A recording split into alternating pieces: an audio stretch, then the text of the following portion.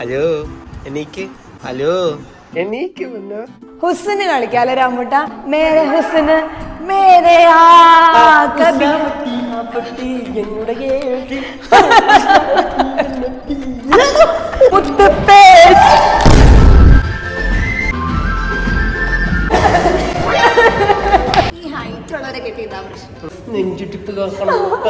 കഴുത്തോടിക്കാനല്ല പറഞ്ഞത്,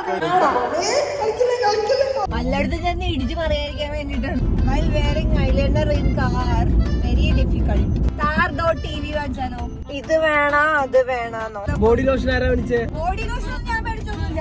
ഏറ്റവും വലിയ പൈസ ഇവിടെ സാധനം.